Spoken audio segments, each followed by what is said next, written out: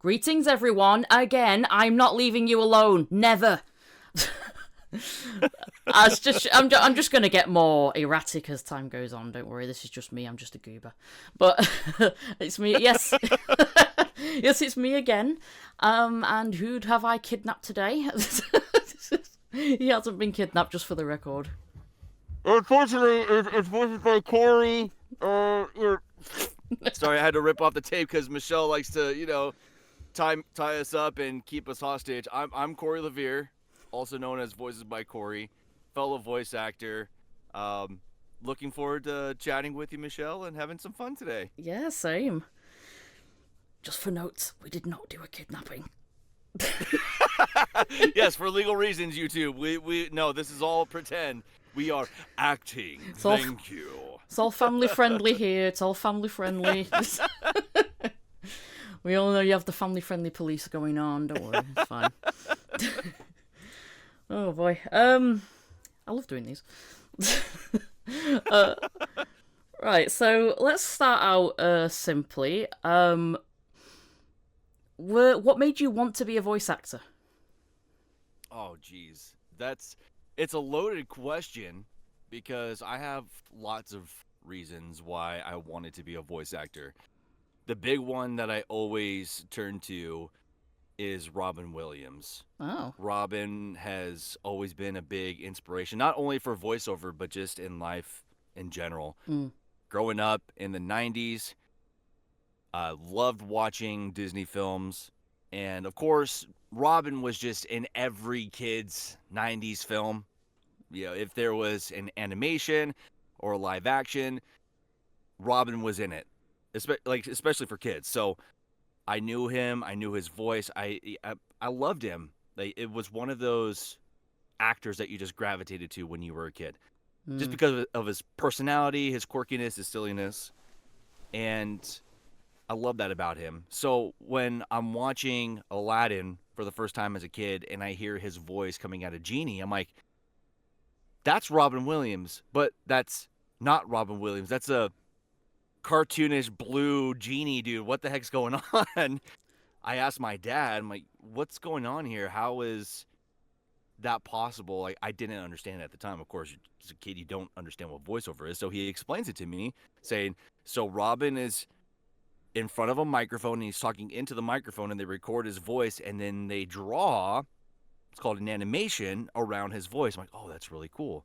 So I loved that aspect of just being able to record your voice and then an animation is made and it's brought to life and it's really cool. So aside from Robin just being a big inspiration for voiceover and my personality and all that quirkiness, I was also a big Nicktoons kid. I loved watching Nickelodeon when I was younger. I remember when SpongeBob was first coming out and Nickelodeon was plugging the crap out of it. Milking the cow before it was the cow, so to speak. And now they won't stop milking. Exactly. Yeah, exactly what I mean. Like, they were already milking it before it became the cash cow that it is. So they were promoting SpongeBob back in the day, saying like, "Oh, watch the new Nicktoon show, SpongeBob SquarePants," and then they did like a little behind the scenes little promo with all the voice actors. And he gets to Tom Kenny, goes, "Hi, I'm Tom Kenny. I'm the voice of SpongeBob, but you might know me as Heifer from Rocko's Modern Life, from Dog from Cat Dog." I'm like, "What? No way! That's so cool!" And being a Nicktoons kid, I got to watch all that stuff when I was younger, so like I knew all those characters. And it was cool getting to just see like a different voice actor doing all these different voices and bringing them to life, and I thought that was really cool too. And as I got older, I just wanted to do voices because I loved all the different voices that were in the shows that I watched, and like it just my interest in being silly and goofy like Robin, combined that with wanting to do voices, I initially started to build this love and appreciation for the craft of voiceover. And it wasn't until I was in my 20s I decided to finally pick up a microphone and try my hand at it. Like, I played baseball for a long portion of my life, and once my career was done, I'm like, all right, well, what can I do now? The baseball is the only thing I was good at. And then I had people say, no, you're good at voices. Maybe try your hand at voiceover. And I didn't want to. And then I listened to a podcast by Rob Paulson called Talking Tunes, and had all the big name voice actors on there. And he always asked them, like, how'd you get started? And they said, I just did it. So I'm like, you know what? I'm just going to do it. And I started my career back in 2013 and made it a professional career in 2019. And I haven't slowed down since. It's the best way to go about it, really. If you can do voices, push for it. Absolutely. Yeah, it's a good starting point for anyone that wants to get into animation or video games. Being able to just do voices in general and play around with them and create characters, it's a great way to get into it. Even impressions. One of the things that got me recognized in my career was doing impressions on TikTok. And people started to recognize me on TikTok because of impressions. But aside from just doing impressions, it allows you to come up with your own original voices. It's cool. It gives you a base. An impression gives you a base for another voice that you can ultimately try to do later on for another type of character. I mean, you also get like you said, you mentioned about Rob Paulson's podcast. He started that, I think, for the purposes of inspiring new voices. Even if he's never said that, I really think that was the main focus of it. So he got all of these big names on. Most of them he happens to be friends with as well. And they all share the stories, they all have a laugh with each other, and they do some voices together. And I think when people listen to that, they think, do you know what? They managed to do it, and they're still doing it now. And, I could do that one day, I think.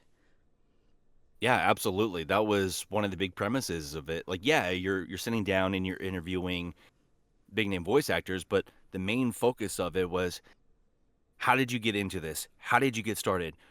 What was the base of your career, and what did you do in your career to get to where you are today?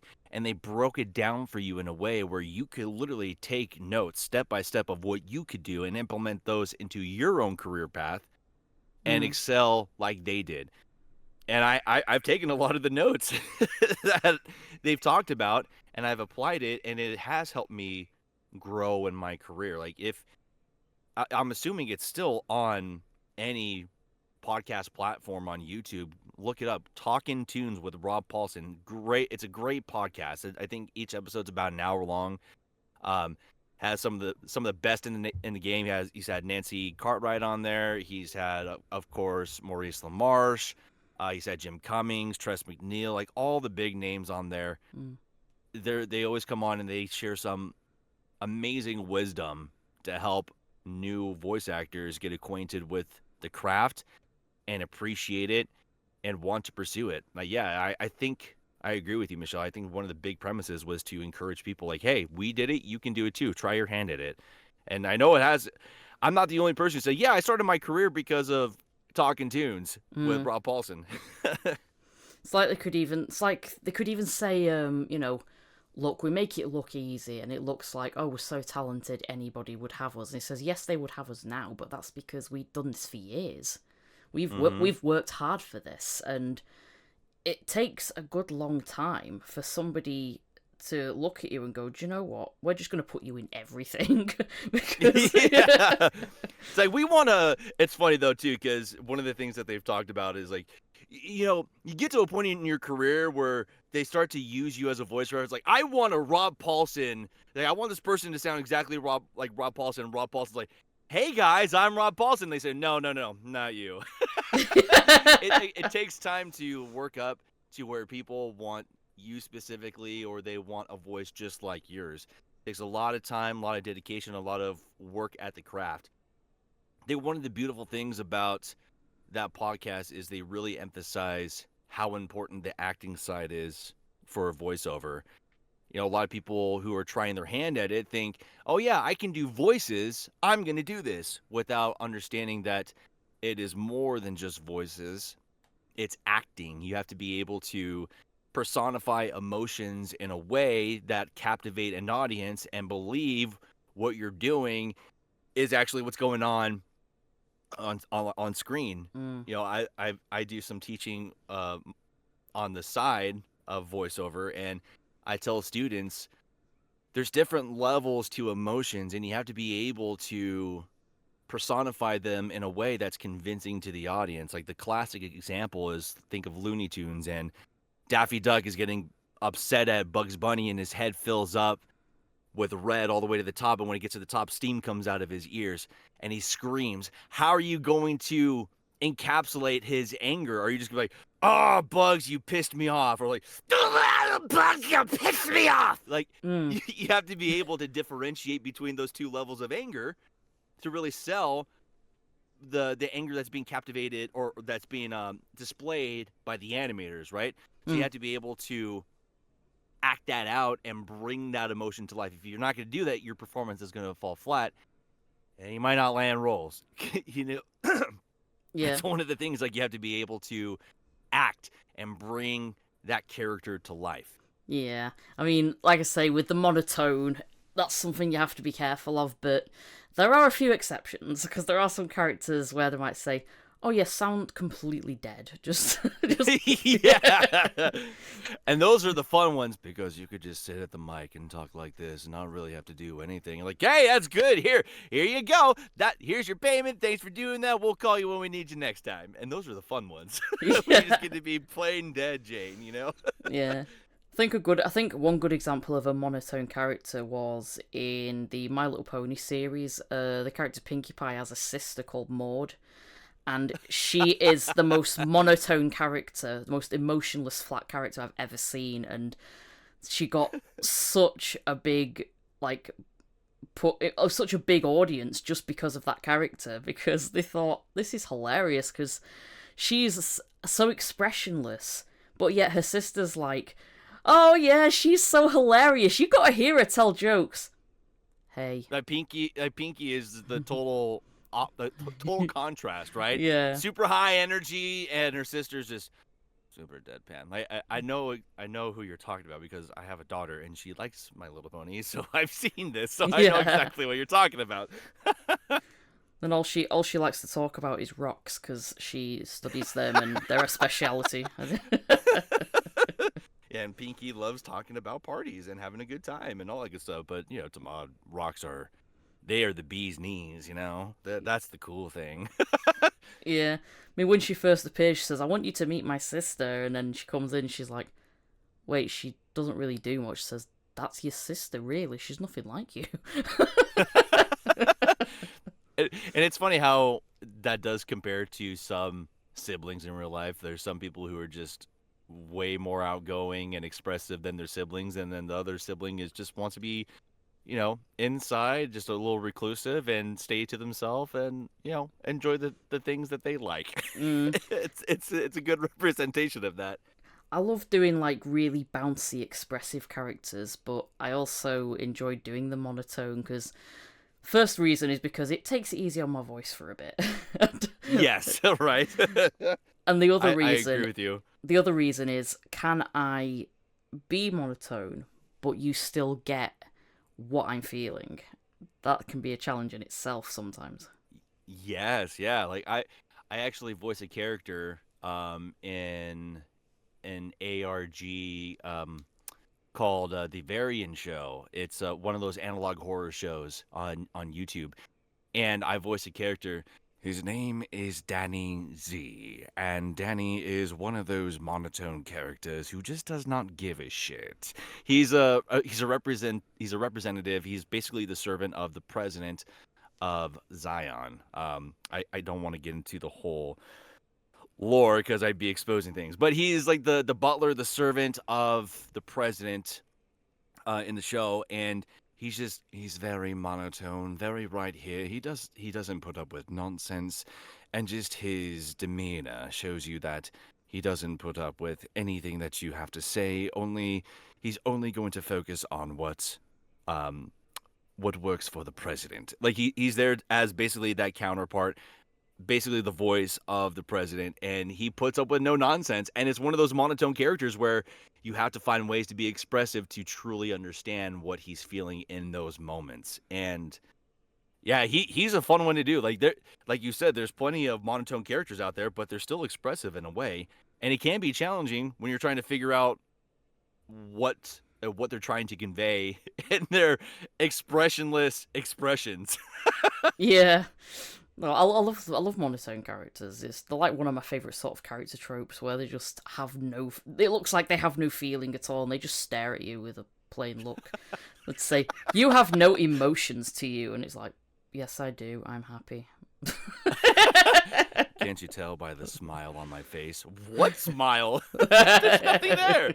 This is how I smile. Just reminds Isn't it pretty? It just reminds me of that Kanye West clip I saw where they're saying, how do you feel about your new single doing so well? And he's like, I'm very happy. Can't you tell by my face? And he looks so grumpy. Kanye West is the human form of grumpy cat. That's for damn sure. It just Watch made out, me laugh Kanye. so much. Now watch, Kanye's gonna try to attack the podcast and say, these guys were making fun of my beautiful smiling face. Sorry, Kanye. Oh, we all get made fun of. You just got to hang on, because if you're a known figure, it's gonna happen. Oh yeah. Yeah. Easily.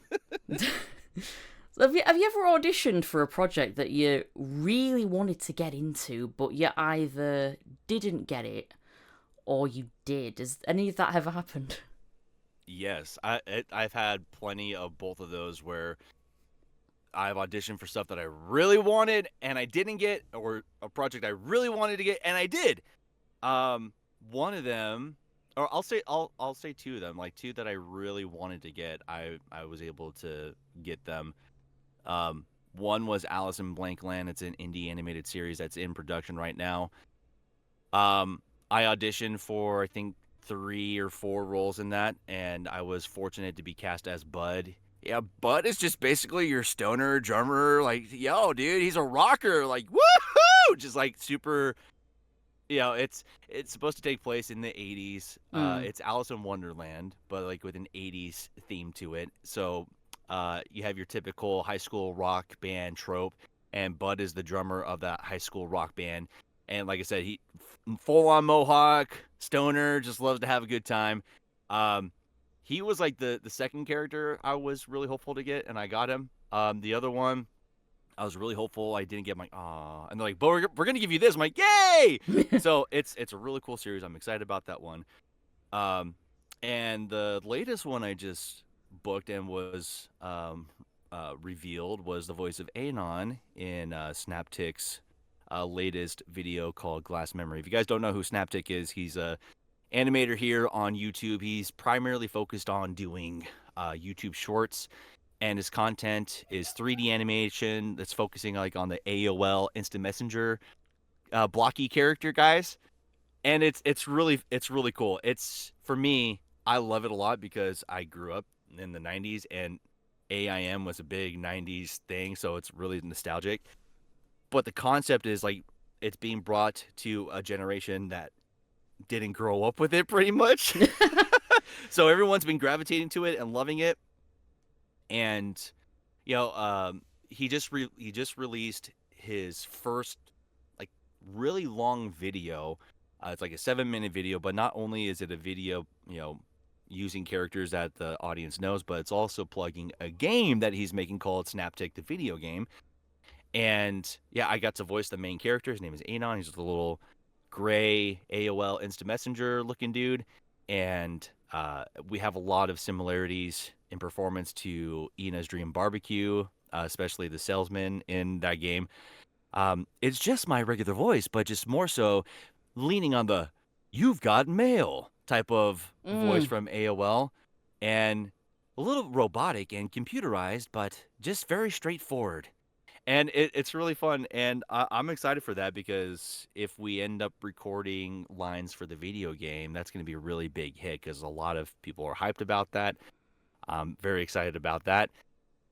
There's been plenty of projects where I don't want to mention some of the ones that I've auditioned for and like I don't get because I don't want to come off as salty. It's fine. Like, because at the same time, you hear some of these like you see some of these projects you audition for, like, man, there's no way, like, they should have hired me for that. And then you hear the voice actor like, oh, no, they got it right. Like, if anything, I'll say one. There was if you guys know the indie animated series Monkey Wrench, Yes. they did a public casting call for Monkey Wrench back in the day when they were looking to do their pilot. And I auditioned for like 5 or 6 characters because there's a lot of characters in the pilot. And I thought I nailed every single one. Minus one. I knew I wasn't gonna get Beebs. Like I knew what they were looking for Beebs, and I of course wasn't gonna get that one. But there was a few characters like, dude, there's no way that I gotta be considered for this, and I didn't. I'm like, oh man, and I was bummed because I thought I did so well in my auditions, and when I hear the cast, I'm like, oh no. Zarel knows what he's doing. Like, those choices are so fucking good. Like they went above and beyond what I did, and it was not like a wake up call, but it was like, okay, I need to step up my game because there's some heavy hitters out here who are doing more than what I did in my auditions. And that's one of the cool things. Like if you're able to hear auditions from other voice actors, you kind of like pick and choose and like learn from those auditions too. Like what possibly worked in their audition that separated from my audition. Oh, I like the way that they inflected here. I like the way that they personified the certain emotion. Like they went a different approach. That was really cool. So if you're not able to land certain roles, but you're able to hear what the chosen voice actors did, it kind of gives you an idea of what certain casting directors are looking for in auditions, and it allows you to grow as a voice actor too. It's if you don't get cast in something, and this is something that both Michelle and I can attest to, you're going to audition for probably thousands of roles in your career, and if you don't land, you're not going to land every single one of them. No. And in those moments where you don't land, you take it as a learning experience. Okay, so what should I improve on for the next audition that's ultimately going to get me noticed? What can I do that's going to make me stand out, that's going to perk the ears of the casting director and have them shortlist me and even cast me? What are you going to do different? Whether that's adding some improv lines here and there, using inflections, playing with energies and cadence in your deliveries. There's so many things that can get you noticed in your auditions and allow you to book or, still present yourself in a good way and not get booked.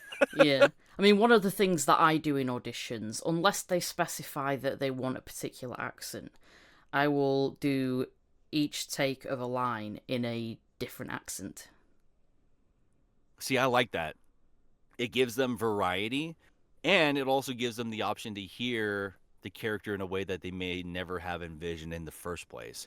I've done that before too, whether it's an accent or you're just adding some improv lines to show a little bit more emotional range in what you can provide. A lot of casting calls, they say, okay, so in this line, our character is excited. So it's easy to convey excitement, but there's going to be so many other auditioners out there who are going to just give you a straight up line like, this is the best cake ever. Like, oh, this is the best cake ever. This is the best cake ever. This is the best cake ever. It's going to be the same thing over and over and over again. So what are you going to do differently to make you stand out? It's like, wait, is this cake mine? Oh, this is the best cake. You're like, oh, this is the best cake ever. Oh, like, what are you going to do differently to make you stand out from the other people auditioning, right? So if you're throwing in a take where you're doing like, oh, a cake? I don't want to eat a cake. Okay. Oh my goodness, this is the best cake ever. Like you throw something in there like, oh, I never saw this character with an English accent, but now I kind of want them to be British. What the hell's going on? You never know what can happen. I like that concept. I like it, yeah. Because if you can successfully, I've mentioned this before, if you can successfully get the director to laugh at your audition, that feels amazing in yourself, because you think, whether I get picked or not, I've succeeded in getting a laugh out of the director.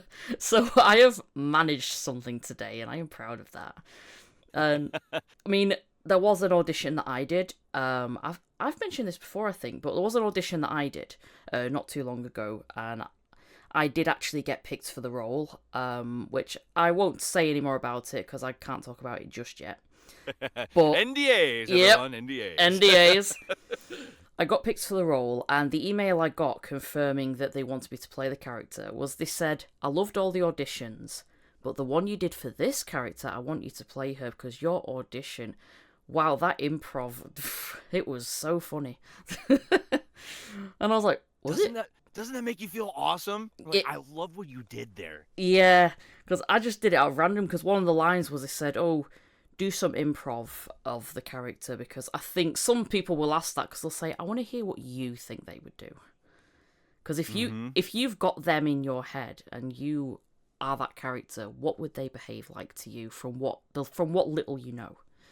And I just went wild with it, and they said, oh, what's the background of this character? And I read a bit of them, and said, oh, they're this, and I was like, right, I'll see what I can come up with when I get to that line. So I do the ones that are written, and then I get to the end one, and I'm just going, oh my god, I'm really going for it. And they just wrote back and said, I was laughing so hard at your audition.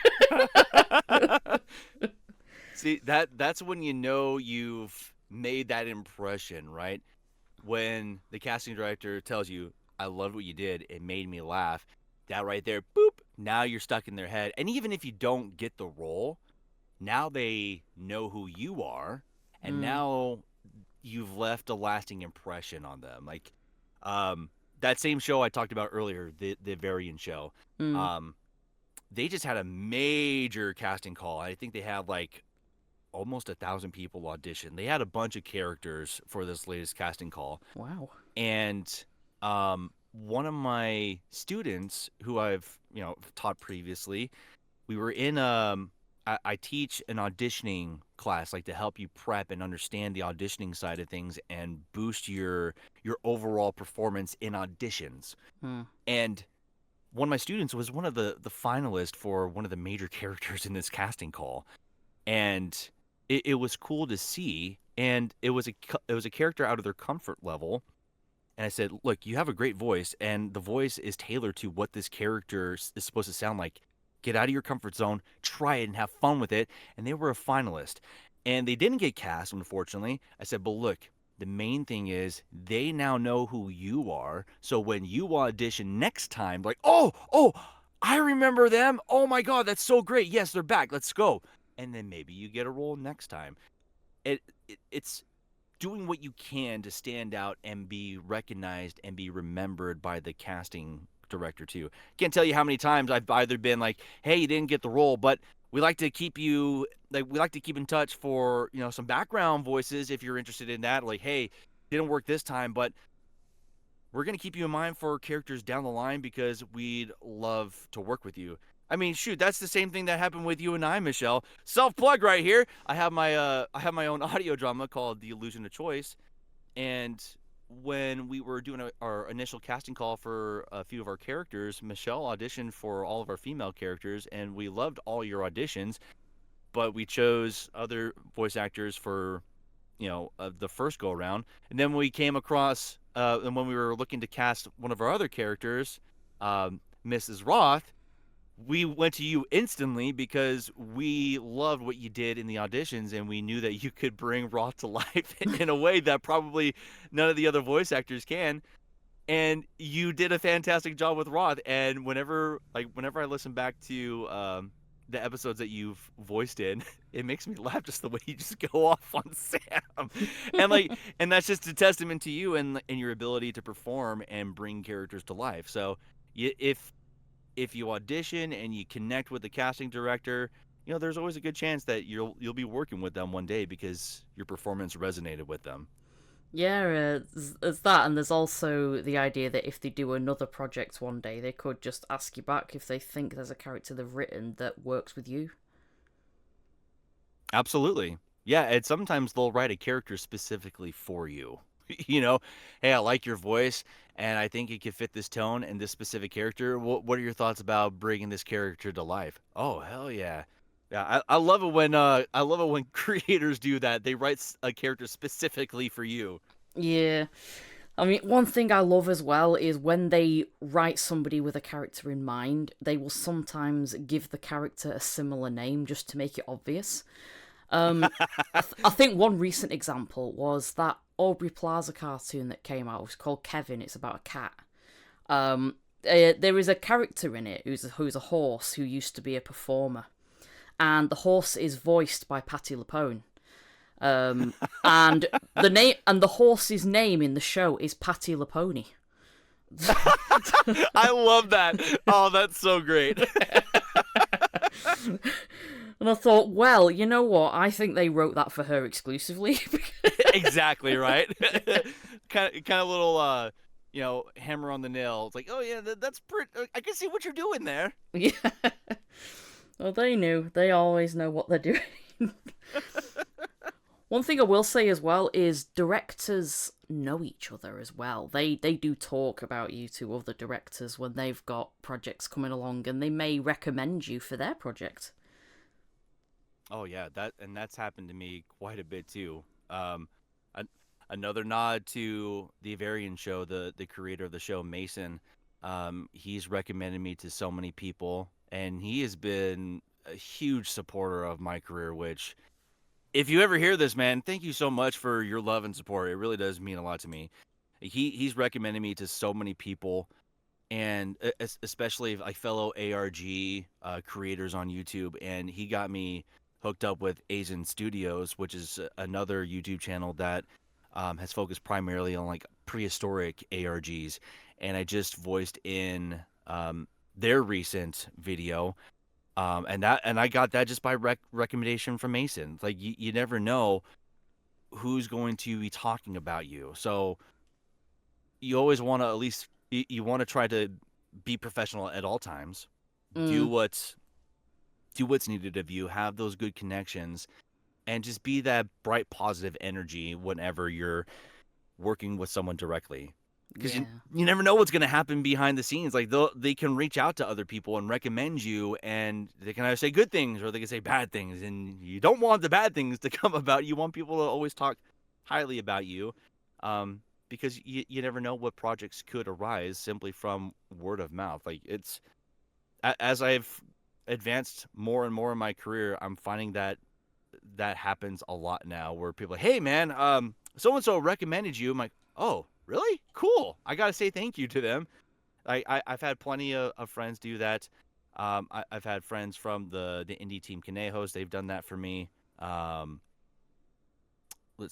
had friends from Spooky Month. They've done that for me. Like you never know what can happen just from word of mouth and recommendation.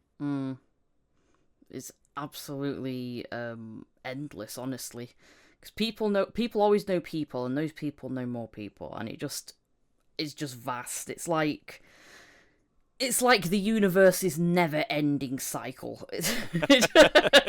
It's true. It's true. No, you're never short of anyone at all. There's always going to be directors. There's always going to be producers. There will always be writers, voice actors, animators. You're never ever short of people. You'll always find somebody who is willing to help you on your project, even if it's not paid. They'll be always willing to jump in there and say, do you know what? I want to see your project go forward, and if I can help in any way, that'd be great. Yeah, there's been plenty of projects where I've jumped on where it's been unpaid. And like, I'm so sorry. I'm like, why are you? Don't be sorry. Look, I said yes to this because I wanted to be a part of the vision that you have. There's another project that was I got recommended by Ellie Rodriguez, who's the voice of Celine in my audio drama. She recommended me to a director of a show that she's voicing in, and I'm now a part of that just by the recommendation of her.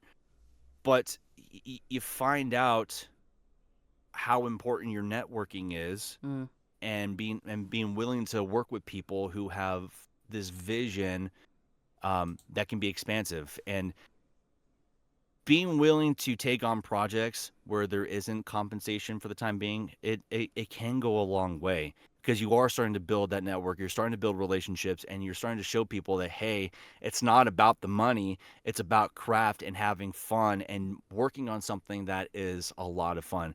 Can't tell you how many projects I've been on where, somewhat, it's kind of like tooting my own horn. I'm known in the indie side now. And when people say, "Hey, Corey, would you be willing to help me out with this project?" I'm like, "Hell yeah, let's do it." What? You really want to? Yeah, why not? Your project looks really cool. I'm willing to help, but I can't pay. That's fine. I love voice acting. Do you like animating? Yeah. Okay, then let me help you. Let me provide a voice for your character. Let's have some fun. Let's bring this to life. It's cool because in the grand scheme of things, you never know what that can do for a relationship and just networking in general. Like if someone if you work with somebody and then they go out and they say, "Hey, I worked with Corey. This person is great. Hey, I worked with Michelle on this project, and they were fantastic. They were so willing to accommodate me for everything, and they put out a performance that was fantastic." You got to have them for your project. You never know what that's going to lead to. Like networking is a big thing because it can just open up the doors in more ways. Like it can lead you to meeting new people that you never thought you would meet. Like for the project that Ellie helped me get onto, I've met some people. I'm like, holy shit, you've done this? Wow, I feel honored to be in your presence.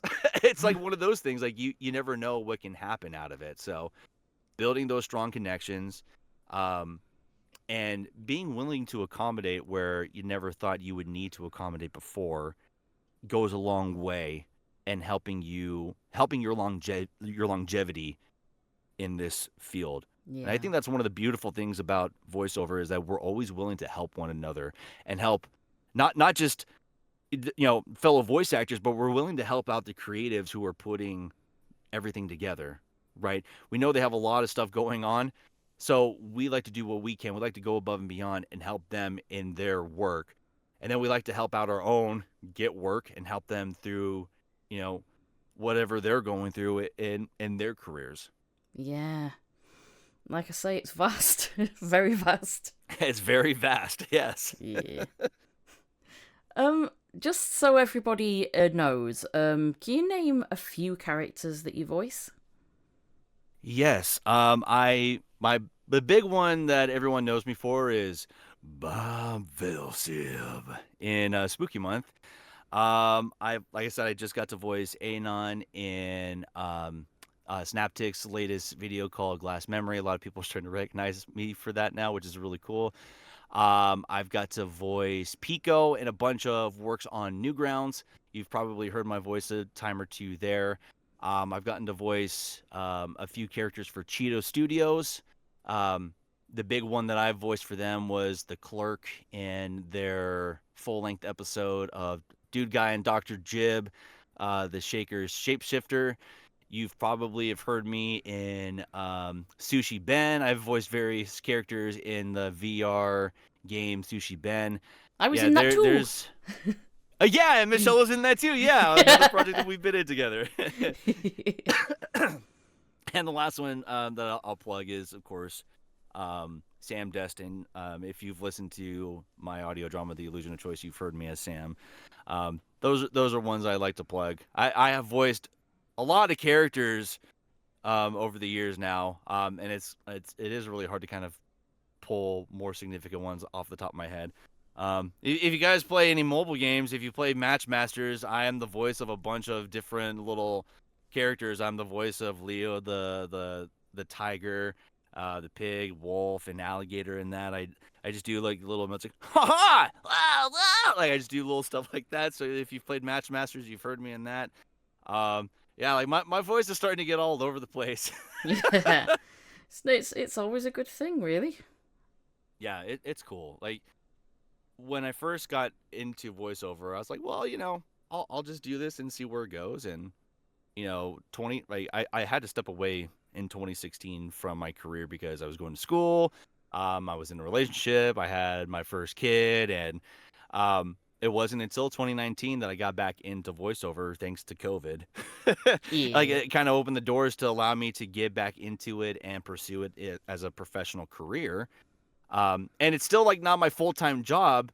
I still work another full-time job outside of voiceover, but I've been able to grow over these 7 years now, and I'm starting to book more work. I'm starting to expand what I can do in my career, whether just It be animation, video games, commercials. Like I just booked my first audio, my first audiobook, which is awesome. I never thought that I would be able to get into audiobooks.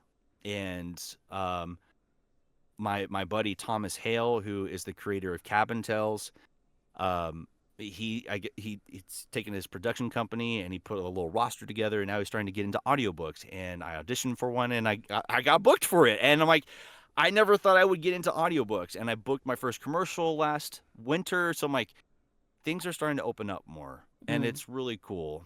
And I really want to have this be my full-time career, and things have just been unfolding, and the growth has been really cool. So yeah, when you start to make a name for yourself in this career, you know you're doing things right, and you just got to keep chugging along. Don't let anything get to your head. Just know that there's always something more. Don't get complacent. Like the big role for me was Bob Velsib, and that released, like, he came out in 2022, and I could have easily just been, I have a lot of fans who love Bob, and I still do Bob stuff for fans, and I give them Bob when they need it. But like, I have voiced so many characters outside of that since then, because I love this craft and I want to be more than just Bob. I want to be this character, this character, this character, this character. Like, when people post on YouTube, like, this voice actor, and it's me being Bob, and then like, oh yeah,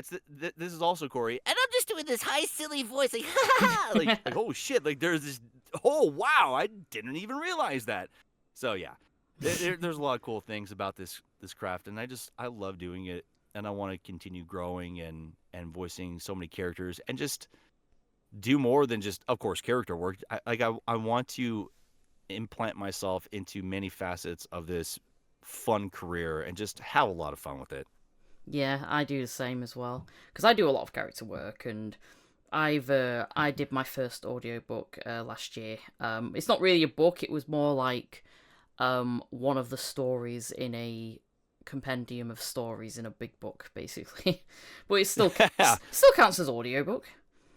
Absolutely, yeah. Like for the audiobook that I got, the story is told through multiple narratives. So my character appears in various different chapters, and the story is told through him, through these different chapters. So it's not like I'm reading the whole book, but like I'm narrating my own character and his dialogue in certain parts of the novel. But I think I have to record like 8 or 9 chapters. So it's not like it's like, oh yeah, I got my first audiobook and I'm only, recording 2 paragraphs in a chapter. Like it's multiple chapters. And like, I mean, even getting the chance to record an audiobook is really cool. Like it just shows that, there's more to you than just character work, because narration in itself is a different monster. Yeah, absolutely. I mean, I've found that there's a lot more times in narration and storytelling that you will read a lot more, and as a result, there will be a lot of lines where they'll say, "Can you reread it, but do it in this way?" And you will get it like 5 or 6 times at most, depending on how exactly they want to hear that. And that can that can take its toll, but it's part of what comes with the job, honestly. Yeah, and like with this audiobook I have to do, it's a combo of narration and performance. So when it gets to dialogue that my character says, they want me to perform that. Whereas outside of that, it's just straight narration and performing in a way that you would hear an audiobook. And then when you get to the instances where there is dialogue between characters, he wants me to actually perform the expressions that are being displayed in the narration. So it's cool. It's a nice little duality of things. And it's a challenge that I'm excited to take on and learn and have fun with. So when you do a character in an audition, with what little you know of them and maybe even an image, how do you figure out the voice that you want to give for them? See, and that's so tricky, right? When you get a casting call and there's hardly any information, this is where the acting side comes into play. right? We've already said that acting is it's the most important component of voice acting. Mm. When you're given a casting call and a description of a character that's very minimal and there's no art and there really is no vocal references, they say, okay, this character is going to be 30 to 40 years old. Okay. So you know that there's going to be some maturity in the voice. You got to pinpoint that. Um, you start to build like so if the character description is like, yeah, they're 30 to 40, they're a little gruff, they're a little sluggish at times. It's kind of like downtrodden and beaten. I was like, okay, so I'm gonna have like a little bit of a deeper tone, a little gravel to show that the character's tired a little bit. Gonna probably talk a little bit slower because there's not a lot of energy. Leaning into that monotone that we were talking about. Not really expressive at times, but when the character needs to be, there will be expressive components. And that kind of gives you a baseline of what the character is ultimately going to be. Then you get your audition lines and you read through those, and they give like some simplistic um, emotional direction, and you got to build off of that. So going into acting methods, the main one that I love to use because I feel it does a great job of pulling the most realistic performance out of me is the Stanislavski acting method. I'm no expert in it, and I'm pretty much self-taught. I've never taken an acting course in college or gone to, a drama like school or anything like that. I'm all self-taught. But with the Stanislavski method, there's specific questions that you need to ask yourself about what's going on with the character, who the character is, what's going on in the scenario, like what time of the day is it, like who are they talking to, what just happened in the previous scene. Like you start to build a scene around the simple dialogue that you've read. And when you do that, it allows you to create a little tiny scene that you can perform in. So with whatever little information that you have on the traits and the emotional direction and the very vague information about the character, you start to play around with it. Like if they say that they're tired all the time, one of the things, and even if the scene that you create isn't actually what's going on in the scene, you're giving yourself a chance to perform. So like say the character is coming home from a long day's, like the scene I create, it's like or say like the line is like, I just want to go to bed, and which is a very vague line too. Like there's so many ways that you can do that, right? I just want to go to bed. So you start to build this scene like, what time of day is it? Okay, well maybe it's of course night. He wants to go to bed, and he just worked his ass off. And in the scene, he just got verbally berated by his spouse or something, and he just doesn't want to put up. Like he just like worked a really long day and doesn't want to hear like, I just want to go to bed. You start to, there's different ways that you can put a read together, but building a scenario, a scene in your own head, even if it isn't what's actually going on in the actual scene that's planned out, you're giving the director something that they can visualize themselves, right? And like I said, we're trying to do something that is going to make us stand out further. So when you're able to create these little scenes and put a performance together that may not ultimately be what is intended, it's going to spark the interest of the casting director because they can tell that you've taken the time to really dissect the character and get to know them a little bit more. Even if it's vague as shit, you're still taking the time to really understand the character in a way with just the little direction that they've given you. And that goes in like what they say with the, oh yeah, improv here. Do what you think the character would do right here. When they give you vague shit, it's really fucking hard. Yeah. But if they give you like a full description of the character, a lot of people are like, I hate when casting directors do that. Like, well, I hate it when they give you basically fucking nothing. Like, okay, the character they're in their 30s and 40s and they're tired all the time. See what they get. Tell me what you think they would do here. I don't fucking know. I don't know shit about your character. But if they give you a full-on detailed explanation about it and they say, what do you think the character would do here? Like improv, have some fun. They're testing you to see if you actually went through all that dialogue and you got to know the character. Yeah. And if you put something together where it's like it makes no sense and doesn't resonate with the character at all, they know that you didn't take the time to get to know the character. So, yeah, taking the time to build a scene and build a scenario and know who your character's talking to, knowing what may have happened prior, and building a scene and building a setting and building a relationship is going to allow you to bring a better performance out when it comes time to audition.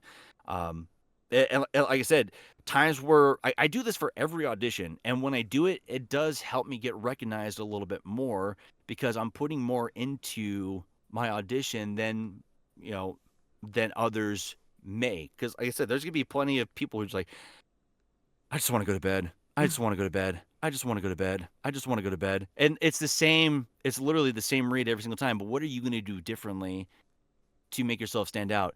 Putting together a little scene and a little scenario and envisioning what's going on in your specific scene is going to bring out something so much better.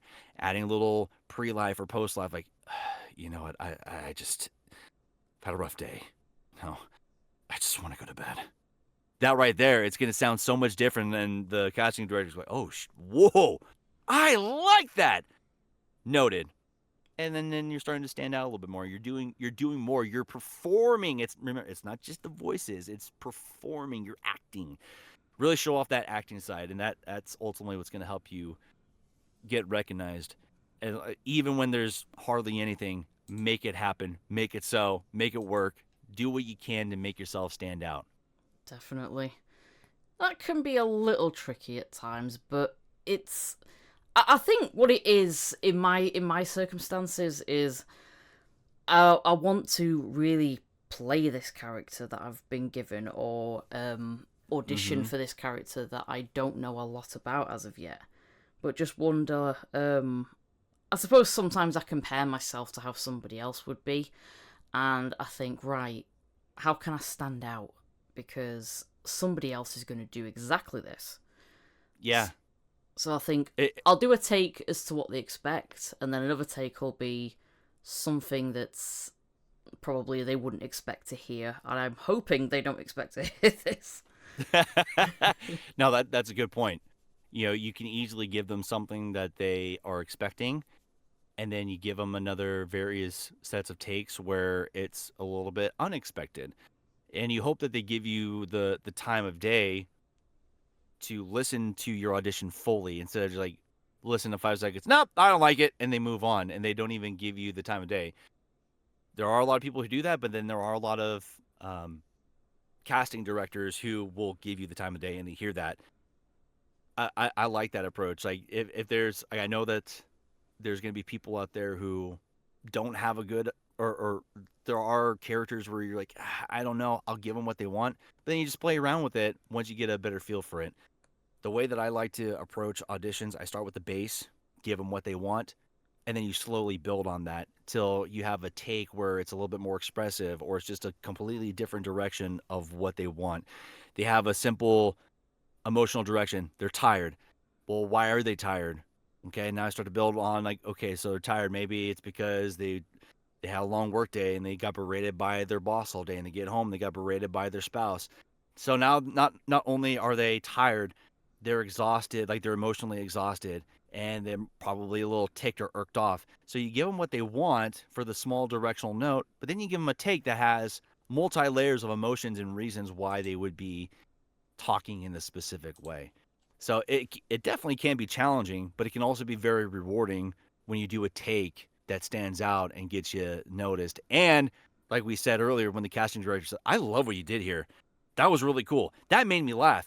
You know, that made me like, ooh, I like, I'm going to put you down. I can't tell you how many times I've had casting directors like, I love the improv that you put there.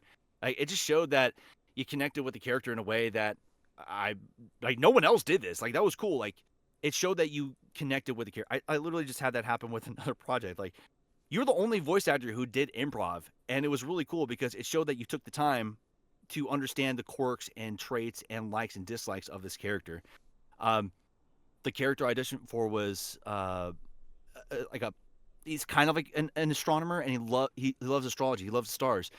And in one of the audition lines, he's talking about the stars, and then I improv'd a little bit, and I added, like, talking to him, have him talking about the beauty of stars and how much he loves stars. And like, we really love that because it shows that it just allowed us to see how much he truly loves and appreciates astrology and stars and galaxies. I'm like, oh, cool. So you never know what can happen. You never know what can happen if you just have some fun and take on those challenges. Yeah. So it's so much fun sometimes. It's a lot of fun. Yeah. So I know you said you do teach as well. So what do you often tell your students who haven't done any voice acting yet and they come to you first? What do you tell them to kind of help themselves break away? One of the things that I always encourage is to not let the negatives of this career path deter them from Mm. wanting to pursue it. When I first got into this, I had success right out the gate, which is very rare. The very first thing I auditioned for, I booked, Wow. and it was just a mod for a video game. So it wasn't like a big studio or anything, but I booked what I first auditioned for, and then it comes to a point where you start auditioning, and you don't book, and Mm. it gets very deterring. And the negative emotions that you feel from not booking make you feel like you suck, that you're not good enough, and you'll never be good enough. And that's what we call imposter syndrome. Yeah. And overcoming imposter syndrome is a huge, huge thing in this career field. And being a baseball player, it's allowed me to overcome that. Baseball, you fail 3 times, you fail 7 times out of 10, and you're considered a Hall of Famer. Baseball is a game of failure. You're going to fail a lot, and it's very rare if you have a lot of success in baseball. And it's kind of like the same thing in the entertainment industry and voiceover. You're going to audition for hundreds to thousands of characters in your career, and you're not going to book every single one. You can't let it deter you. There's going to be times where you just have to submit your audition and forget about it and get that pleasant surprise later on when someone says, "Hey, remember when you auditioned for this? We're going to cast you." I'm like, "Oh, hey, cool. Yeah, that's awesome." And in those moments where you don't book, especially something that you really want, when you don't book what you want, don't let it deter you. Because in the grand scheme of things, you can put the best audition together. At the end of the day, it's the casting director or the director themselves who Mm. are going to choose the best voice that they have in mind for that character. They have a specific voice in mind. And if you're not that voice, it doesn't mean you suck. It doesn't mean that your talent is horrible. It doesn't mean that you're a bad character actor. It just means you weren't the right voice at that time. Because chances are someone's going to love your voice down the line and they're going to choose you. And it happens to everyone. You may think that you have the best audition, but there's someone who just has a better sound. Like it's a hand in hand thing. Yeah, they're looking for the best actor, but they are also looking for the voice. They say voices don't. Yeah, acting's the main component. Voices are the secondary component, right?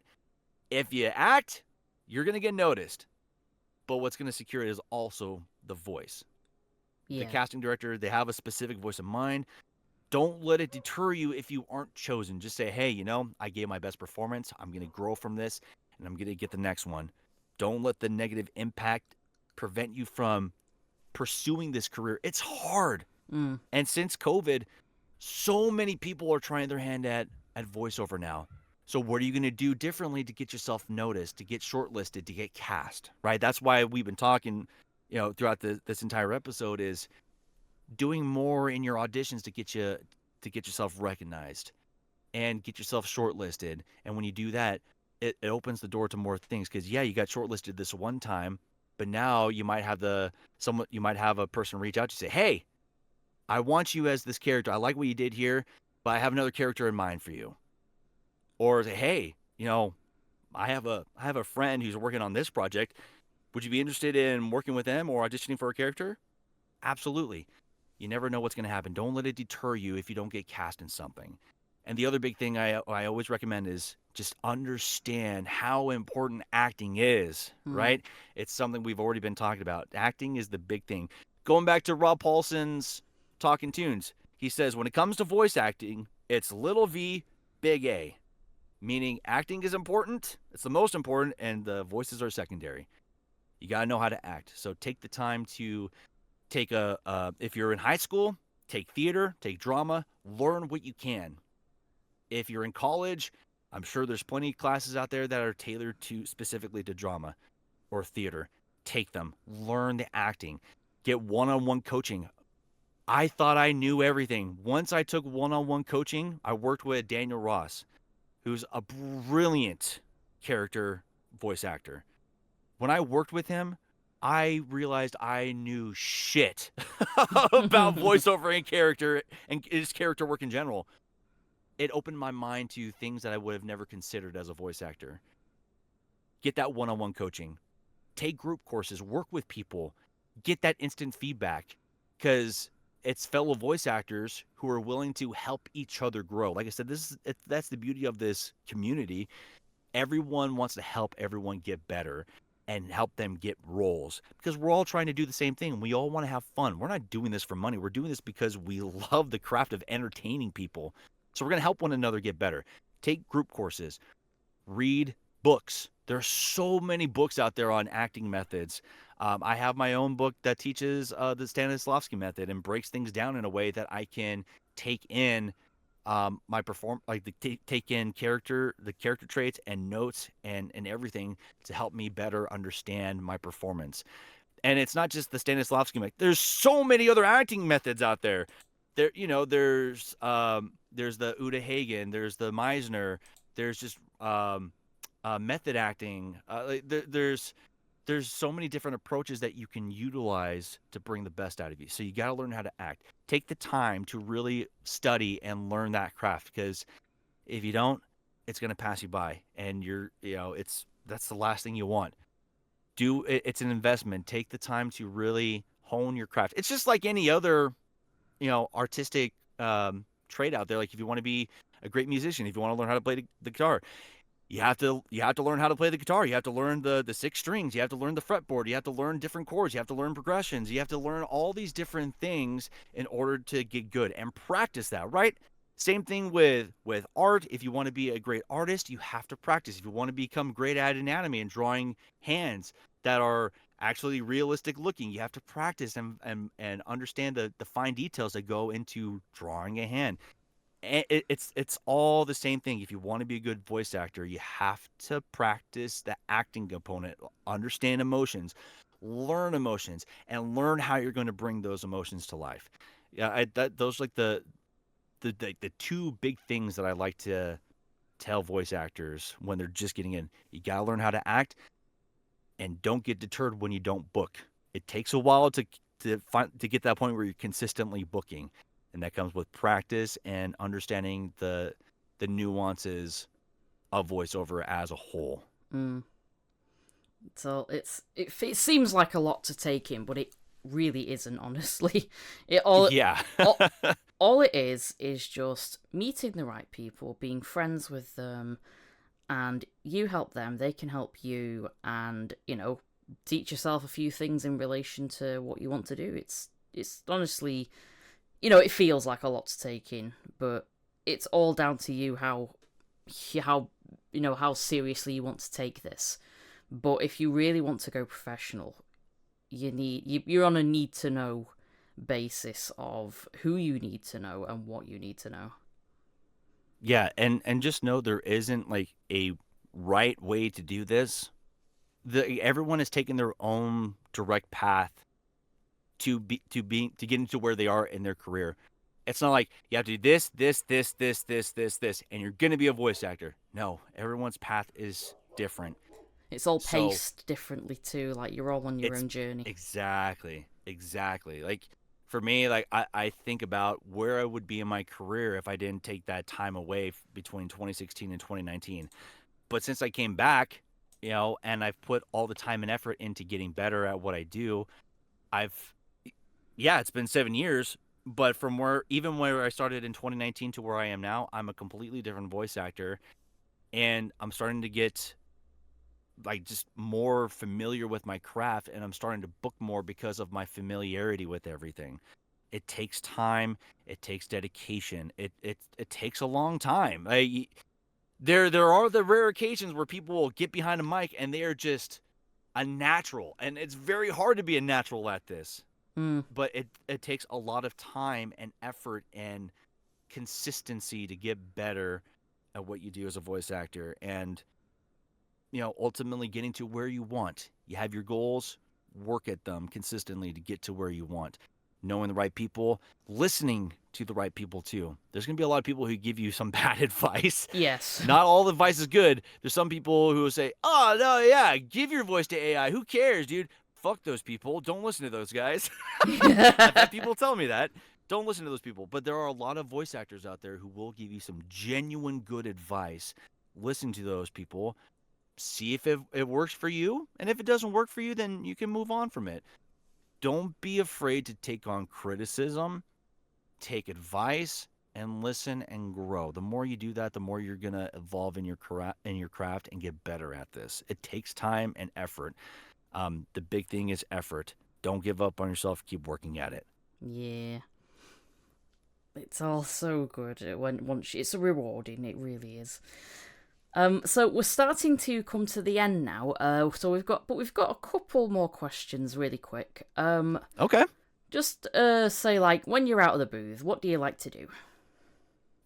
Well, I am a father of two, so I'm spending time with my little ones, being a good dad, playing with them, and so my son, he's turning 3 here soon. I'm starting to get him interested in baseball. My daughter is very artistic. She loves drawing. She likes coloring and or just she likes drawing and illustrating and coloring. I would love for her to get into animation one day. She loves animation. She loves cartoons. She loves singing. She loves dancing. She's a very creative individual. So it's cool getting to, to spend time with them and see them grow and support them in in whatever they want to do, even at a young age. Outside of that, it's, there's really not a lot of things that I do outside of voiceover. I'm like being a parent, go to work. Like I said, voiceover is my secondary job. I have my day job. I come home, spend time with my family, and then I jump in the booth at night and do all my fun stuff there. So I mean, I love sports outside of that. Yeah, I'm boring now as I've gotten older.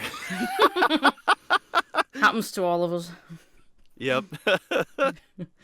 Oh, okay. So the last question is one I ask everybody. Is there anything you're curious about me that you'd like to ask? You and I haven't really had the chance to fully discuss yourself and your career. When did you get started in your career, and what was your very first role? Oh, well, that's going back a little bit. Uh, I just started out mostly doing college, university graduate, doing performing arts and stuff. So I've definitely done a lot of the things you recommend people to do. But it wasn't till I left university that I learned voice acting was a job that I could actually go for. So I had to look into it and figure out where to start, and I took a couple of classes, workshops, and got to know some voice actors and asked them what's the best way to get going, what microphone would you recommend, and things like that. Unfortunately, I'd gotten to know people who had been in the game for quite some time, so they were able to give me some really good pointers. And they showed me how to securely put a room together without having to have a booth or anything like that, because I'm only in a small room and it's not soundproofed or anything. But I basically put up one of those vocal booth curtains up behind me, and I have panels in front to deter some of the reflection, but it's not without its small problems, but it's the best I can do. And sometimes that's all you can do. You make the best out of the situation that you're in, right? Yeah.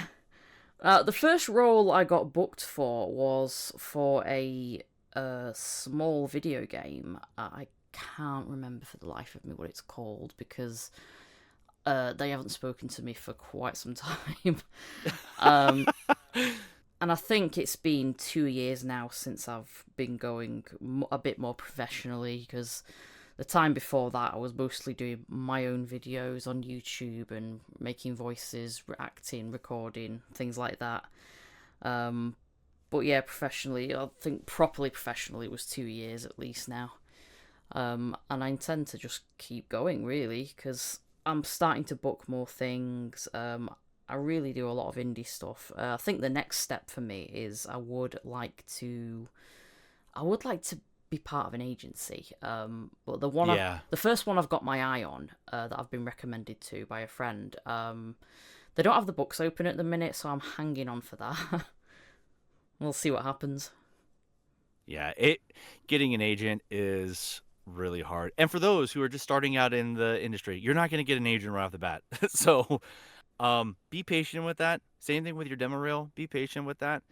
Um, I totally feel you. Like, that's one of the big things I'm still trying to do. I've really made an effort to try to get an agent this year, and you realize it can be pretty daunting when you're putting yourself out there and they don't respond. But it's kind of like what we've talked about so far. Networking, knowing the right people, they can recommend you. But if you don't get any recognition from an agency, don't let that deter you. You Yeah. know, if you don't hear back from them, wait some time, reach out when you think it's very fitting, or to reach out again. Yeah. I mean, most of the biggest gap that they recommend is about 6 months in between, because that's plenty of Yeah, time to make yourself, a little more presentable to their standard, as it were. exactly. Yeah, give yourself some time to, because you never know what can happen in those 6 months. Yeah. You can easily revamp yourself and have a better demo, have more work experience under your belt. Because one of the big things that agents want to see is that you're consistently booking too. Because why would they take on somebody who isn't consistently booking? Because that's their job. They're there to present opportunities to you that you audition for and book. And when you book, that's when they get their cut. So if you're not consistently booking, it's less likely that they'll take you on. So when you do reach out, have the demo ready, have your resume ready that shows all the works that you are booking, and let them know, like, yeah, I'm consistently booking. Like, I booked this many projects last month, and I'm looking to expand my horizons on commercial, blah, blah, blah. Present yourself in a way that shows them it would be a good investment to take you on as a client. Definitely. Oof. It can be hard, but it's not to say it can't be done. You've just got to show why you're different from everyone else. Yep, it's the same thing with, yep. Great way to put it. And it's just like casting directors. What are you going to do to show them that you're different from the other people who are also applying to their agency? What can you do for them that someone else can't do for them? Yeah.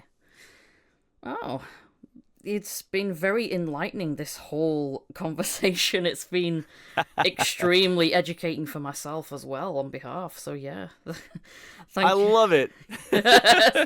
So yeah, I mean, most of the stuff, like you mentioned about the acting method, I did actually learn that when I was in college. So when you said the name, I was thinking, oh, do you know what? I know that. Right? Like, oh yeah, I remember that one. Yeah. Yeah, I know that one. But I thought I'll let you keep going because you got a good flow going.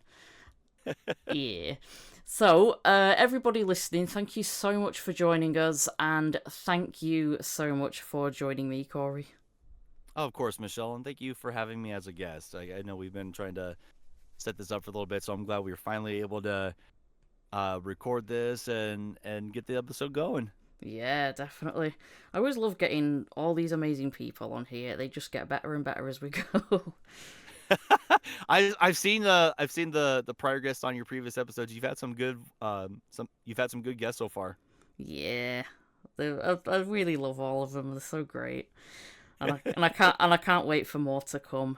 Who are they going to be, everybody? I don't know. I'll just keep you guessing every single time, because that's There what you I go. do. Right, so we're out of here, and yeah, Corey, if you could just get back in the bag, I'll take you back home. Fair enough. I mean, like I said, well, I'm answering all these questions against my will.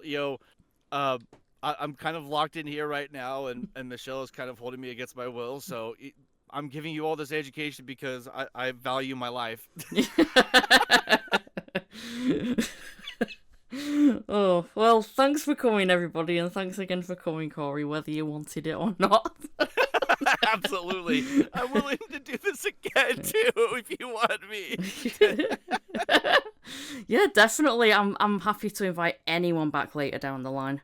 If you want to come back, you're absolutely welcome. Absolutely. I am more than happy to do that. All right, see you everybody. See you next time. Bye guys.